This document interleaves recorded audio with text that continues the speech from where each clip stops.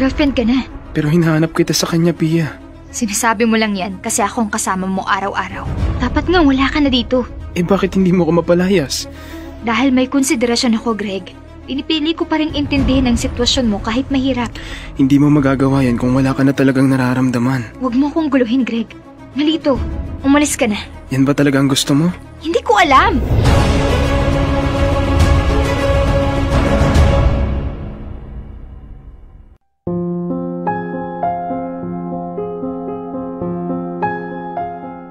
Greg! Ilang beses ko bang sasabihin? Bago mo ipasok sa ref ang pitchel, punuin mo muna ng tubig. At yung mga marurumi mong damit, ang lapit-lapit na ng laundry basket, hindi mo pa mailagay. Tama na, Pia! Nakakairita ka na! Ako pa ngayon na nakakairita. Paulit-ulit ka na lang. Nakakasawa na, Greg. Ganun. Ikaw, kapag nakakalimutan mong tanggalin sa saksakan ng microwave, may narinig ka ba sa akin? Kapag humihiga ka sa kama kahit galing sa labas, nagrereklamo ba ako? Bakit ngayon mo lang sinasabi yan? Sa tuwing may bisita, todo alaga ka, todo linis, pero pag tayong dalawa na lang, parang ibang tao ka na. Kasi sa akin okay lang, Pia. Minsan kahit napkin mo ako pa nagtatapon. Kung talagang okay lang, bakit mo ngayon sinasabi? Kasi hindi ka nauubusan ng reklamo tungkol sa akin. Pati maliliit na bagay, pinapalaki mo. Maliliit? Greg, pati bayarin dito sa bahay, ako pa rin ang humaharap. Kuryente, internet, tubig, lahat nalilimutan mo. Lagi kang huli gumalaw. Laging may disconnection notice muna. Tapos ngayon, lahat ng kinikimkim mong sama ng loob, ibubulalas mo? Dahil iniintindi kita. Pero sumusobra ka na, Pia. Kung magsalita ka, parang wala akong kwenta. Na hindi lumilipas ang isang linggo na hindi tayo nagtatalo. Para kang nanay kong palaging nagngingit-ngit. Ano sabi mo? Nakakapagod na to, Greg. Oo, nakakapagod na, Pia. Ubus na ang lahat. Pati pasensya. Tingin ko, kailangan na nating maghiwalay. Siguro nga. Yan din bang naiisip mong solusyon? Kapag naubusan na ako ng sagot sa mga salitang binabato mo, yan lang ang natitirang sagot ko.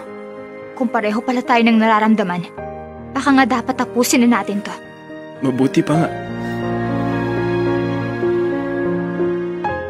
Dear love, 3 taon. 3 taon kaming nagsama ni Greg sa iisang bubong. Sa simula, puno ng kilig at pangakong kahit anong mangyari, tayo pa rin. Pero habang tumatagal, napalitan ng puna ang pasensya. At unti-unting nawala ang pag-unawa. Maliit na tampuhan, lumalaki. Dati, kami ang magkakampi. Ngayon, parang 2 estranghero sa iisang bubong. Hanggang pareho na naming tinanggap na wala na. Dahil minsan, ang pinakamabuting gawin ay ang maghiwalay.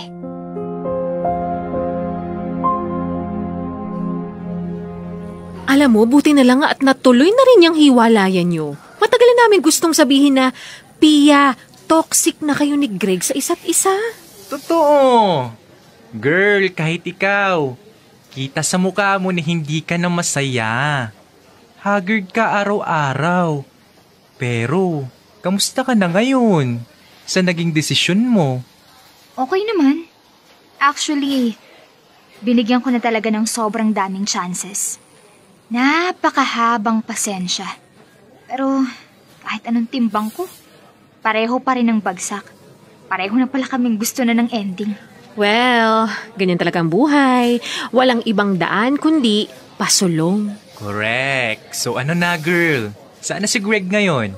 Anong ibig mong sabihin? Diba nasa isang bahay kayo? Ikaw ba ang umalis o siya? Well, to be honest, magkasama pa rin kami sa bahay. What? Hindi ko rin alam. Parang hindi lang talaga napag-usapan yung after ng breakup. Basta aalis siya, tapos uuwi din. Hala, paano kayo niyan? Civil naman. To be fair kay Greg, hindi rin madali yun. 3 taon din kami nagsama. Ang dami naming na-invest. Pera, gamit, oras, emosyon. Girl, baka naman bumalik yung feelings sa ganyang setup, ha? Isa pa, hindi ba kayo mahihirapang makamove on yan? Hindi naman mawawalang feelings overnight, no? Lalo pa nakikita nyo pa rin ang isa't isa. Correct. Tsaka isa pa ha, baka sa sobrang considerate mo, maunahan kang mag-move on ni Greg habang nasa iisang bubong pa kayo. Ako, sigurado ako sa desisyon ko. At kung may kailangan umalis sa bahay...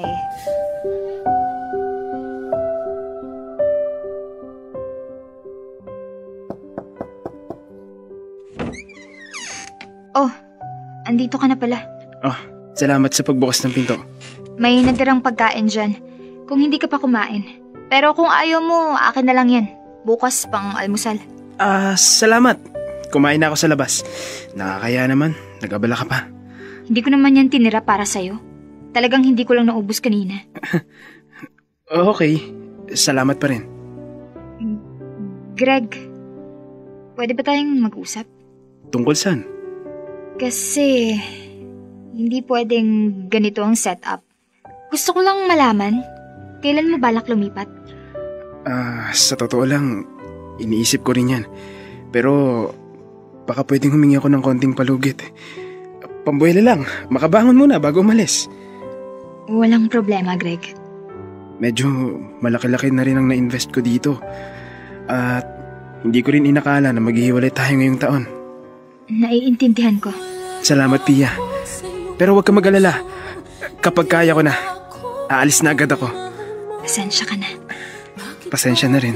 So, I guess it's safe to say we're friends. Friends. Nagwawakas na bang pag-ibig? Wala na ba? O wala na talaga?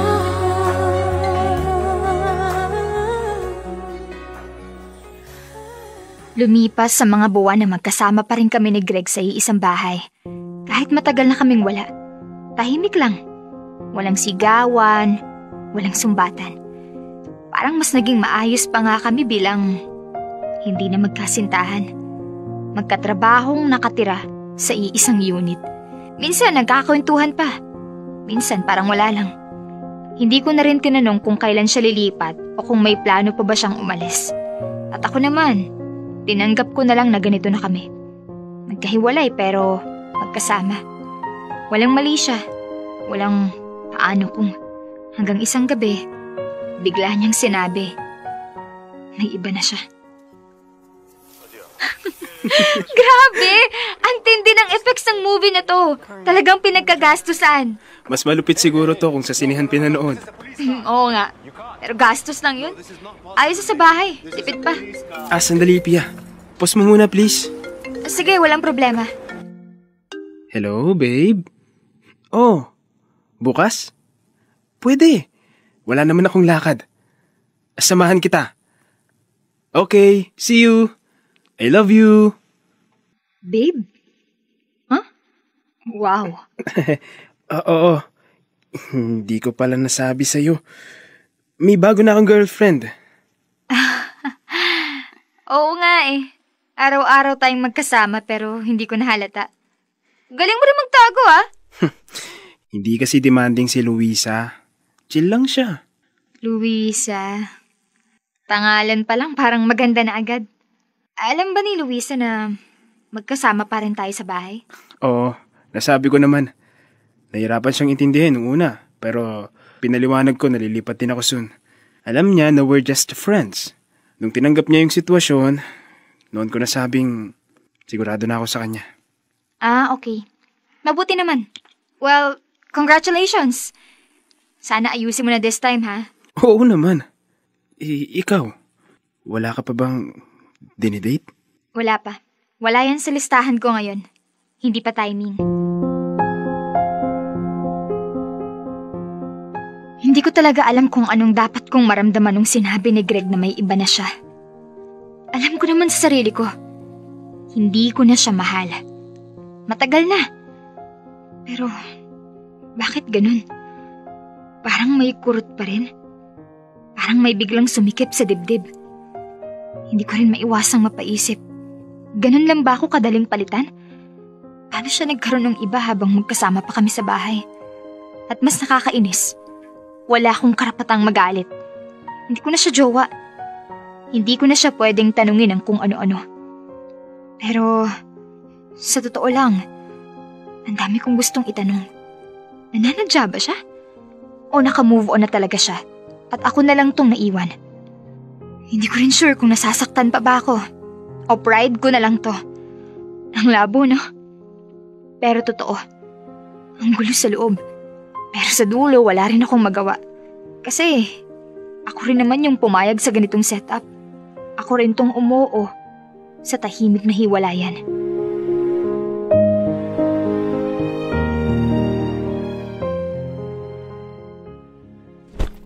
Oh, bakit ka nagdadabog? Peste talaga. Bad trip ka. Nag-away kami ni Luisa.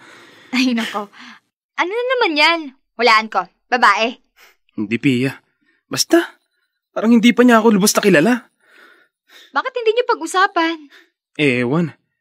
Sobrang pasensyoso ko. Pero hindi niya nakikita yun. Ayan ka na naman. Naririnig ko na naman yung panunumbat mo. Totoo naman, Pia. Hindi niya ako iniintindi. Hindi ba niya gets na mainitin talaga ang ulo mo? Nako, kung sa first level pa lang, hindi ka na niya kinakaya. Good luck. Kinakampihan mo pa siya, ha? Hindi naman. Ina-analyze lang. Ewan ko. Hindi ko lang maiwasang magkumpara. Magkumpara? Kanino? Sa inyong dalawa. Oh, ba't naman ako nadamay? Kasi kapag si Luisa galit, nananahimik lang. Walang paliwanag. Di katulad mo. Diretso. Walang paligoy-ligoy. Sinasabi agad kung may problema. Di ba ganun naman dapat? Walang manghuhula sa relasyon. Hindi ko mapigilang isipin ka tuwing may away kami. Greg, hindi ko nagugustuhan kung saan to papunta. Hindi ko rin alam, Pia. Pero minsan naiisip ko, tama ba talagang naging desisyon nating maghiwalay? Greg, may girlfriend ka na. Alam ko. Pero hinahanap kita sa kanya, Pia. Sinasabi mo lang yan kasi akong kasama mo araw-araw. Pero mali to, Greg. Dapat nga wala ka na dito. Eh bakit hindi mo ko mapalayas? Dahil may konsiderasyon ako, Greg. Pinipili ko pa rin intindihin ang sitwasyon mo kahit mahirap. Hindi mo magagawa yan kung wala ka na talagang nararamdaman. Huwag mo akong guluhin, Greg. Mali to. Umalis ka na. Yan ba talaga ang gusto mo? Hindi ko alam. Bakit hindi natin subukan? Para malaman natin. Greg. Wag. Paano si Luisa? Hindi niya malalaman.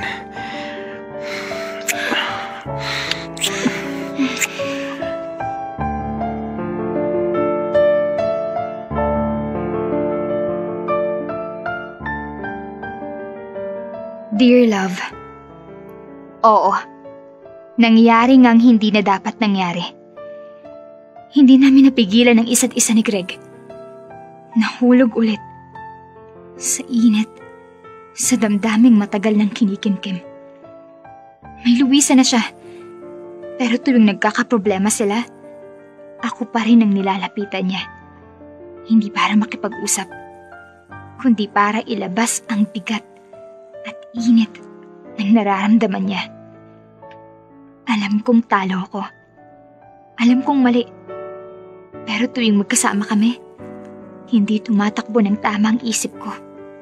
Katawan ko na lang ang sumusuko. Ex namin ang isa't isa.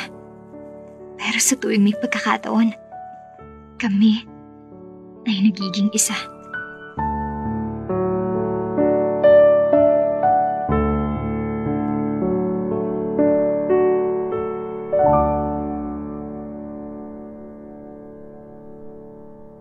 Dear Love, araw-araw sa Love Radio.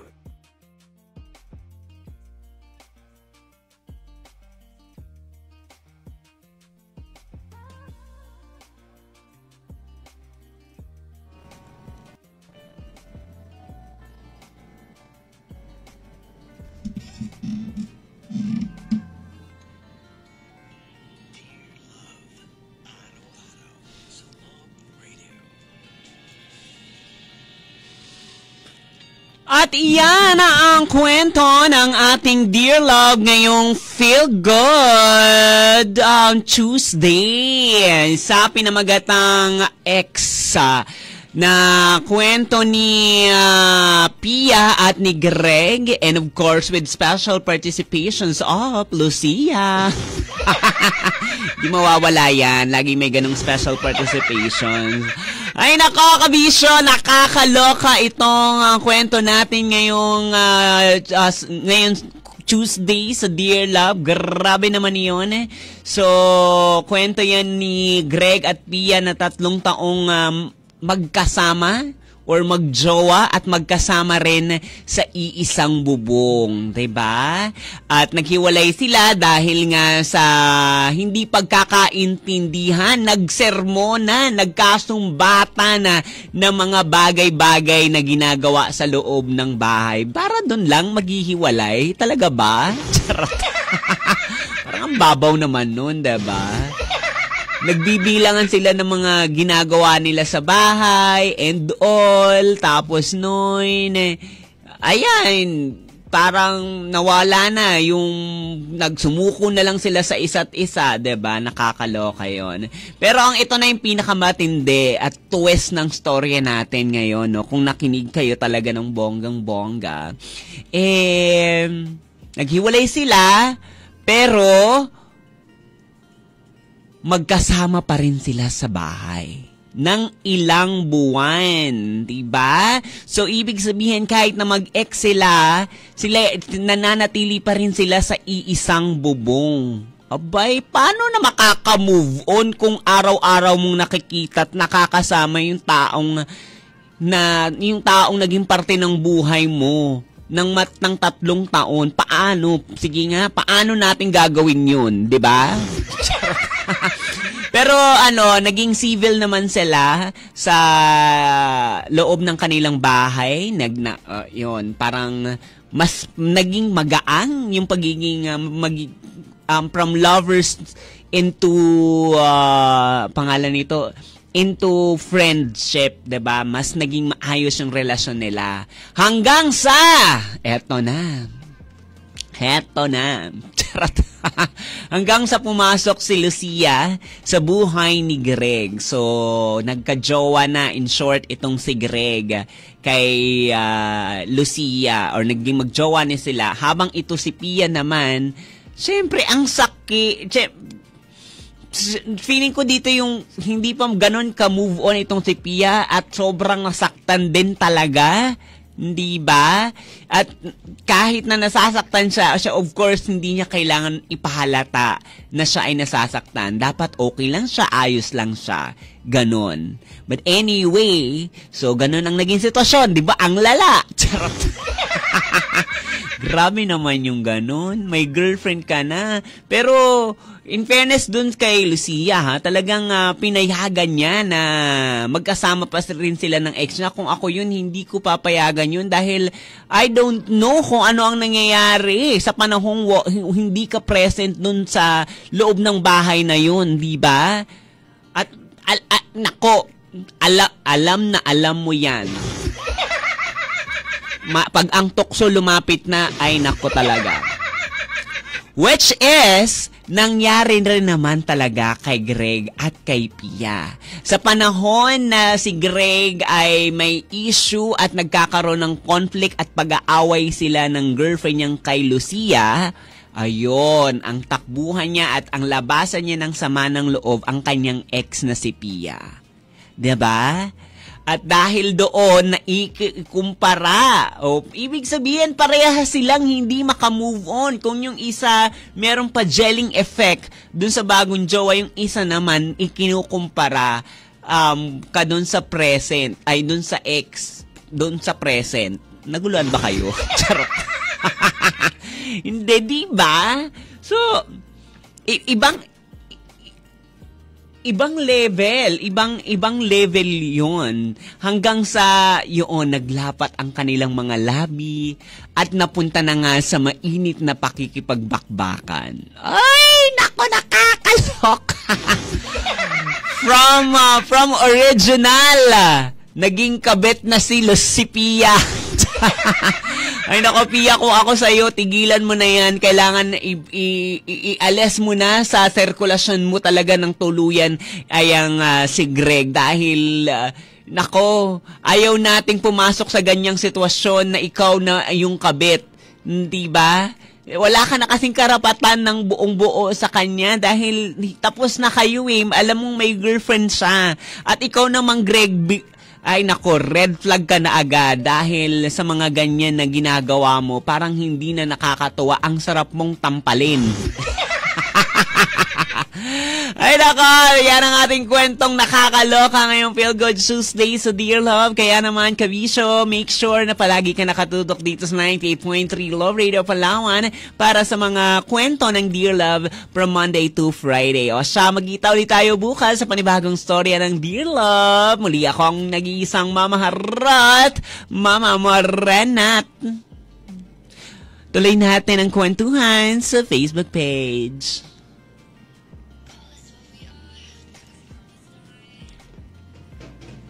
Teka nga.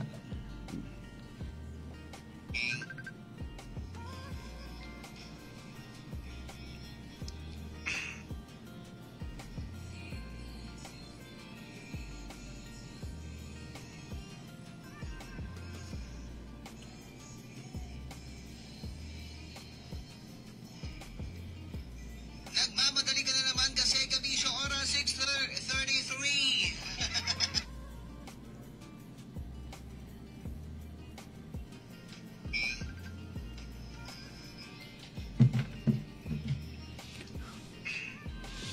Ayan, so magandang morning sa lahat ng mga kabisyo natin na naka-tune in sa ating Facebook page, Love Radio Palawan, at sa aking Facebook page, Mama Morena. Isang maulang umaga sa inyo. Grabe ang ulan, no?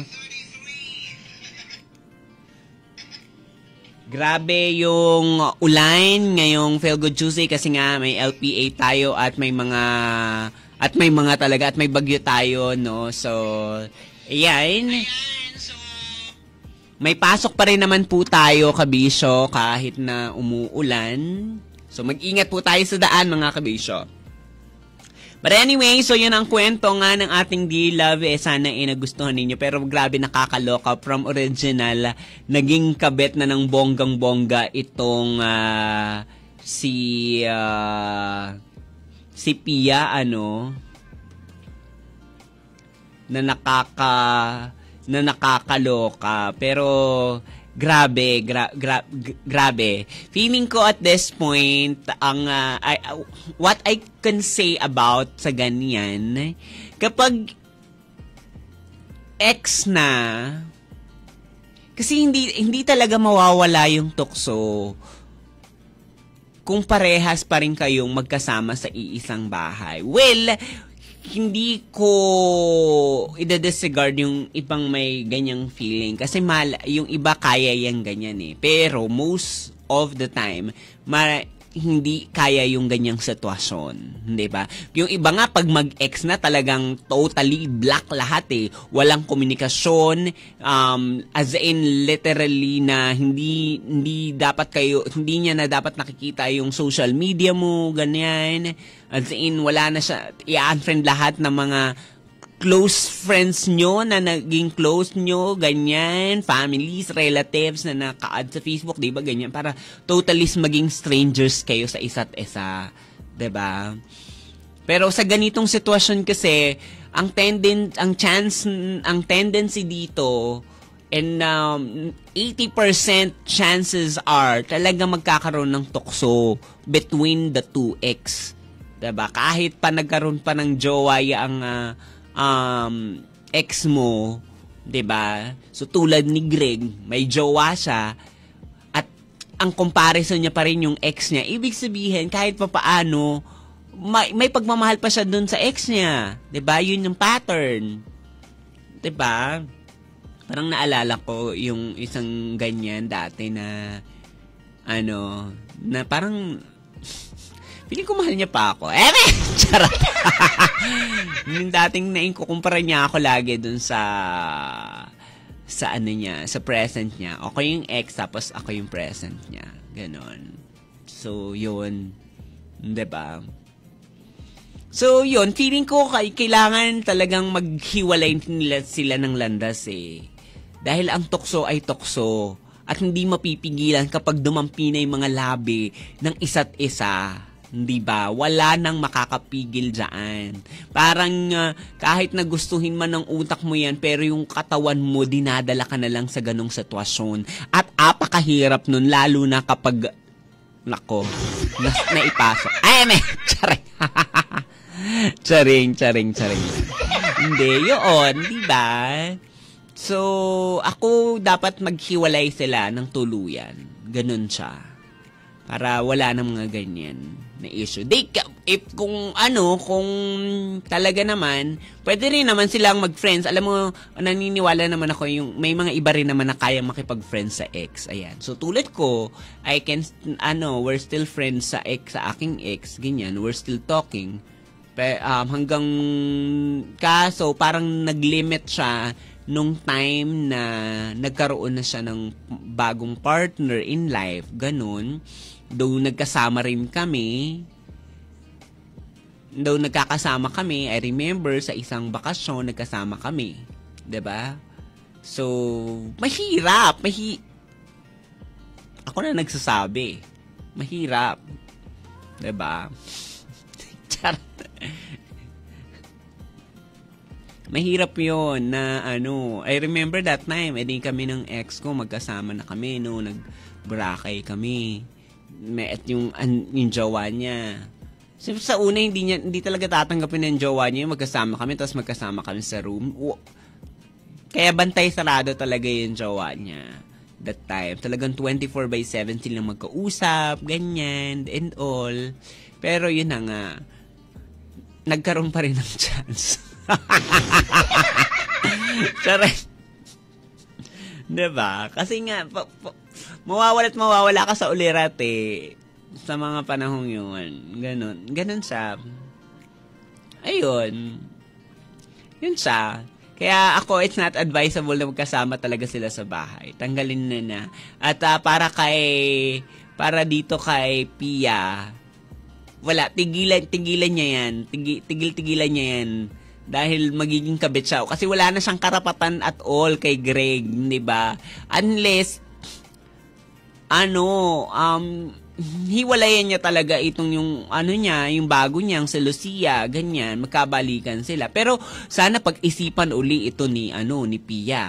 Dahil baka maulit lang uli yung unang breakup na nangyari sa kanila. But then again, sabi nga nila, pwede ka pa namang magbigay ng second chances Malay mo naman yung second chances na yan is the sweetest part of your relationship, di ba? Diba? Ganun. Minsan talaga feeling ko sa isang relasyon kailangan din kahit papaano may cool off Feeling ko lang naman, akin lang naman yun, para nang sa ganon, maramdaman nyo yung biglang miss sa isa't isa siguro after 2 weeks, di kayo nakita, ganyan, di kayo nag-usap, tapos nun, hanggang ma-realize mo, gusto ko pa siya, mag-uusap uli kami, ganyan, so yun, diba? So, ang galing, ang ganda ng kwento ng Daylove na sobrang nakakaloka lang siya ng bonggang-bongga, diba? Kaya naman kung sa ex, dapat exit na yan. Kung may bago, dapat mag-focus na dun sa bago. Hindi pwedeng parehas na nagfo-focus, diba? Nako, ang gulo-gulo niyan. Huwag na natin gawing komplikado ang mga buhay-buhay natin dahil ang buhay, komplikado na nga, gagawin pa natin komplikado. Kaya tigilan nyo na yan. Ay nako, salamat sa inyong pagtutok dito sa ating Facebook page sa Love Radio Palawan at sa aking Facebook page Mama Morena, and you can also follow our Facebook page. And ayan, tuloy-tuloy pa rin po tayo sa radio at pwede po kayo mag-download ng mobile app para mas matutukan ninyo yung kwento or mas mapakinggan nyo po kami kahit saan man kayong lupalop ng Pilipinas. Basta pipiliin nyo lang po yung radio station na paborito nyo sa Love Radio or kung saan ka man. At pwede nyo kami mapakinggan anytime, anywhere, kabisyo. Kaya, make sure na palagi ka nakatutok, ganyan. So, hanggang alas 12 pa tayo ng katanghalian sa radyo, kaya tutok lang. Muli ako nag-iisang mamaharot na pwede mong mamahalin ng sagad-sagaran, Mama Morena. Salamat, kabisyo!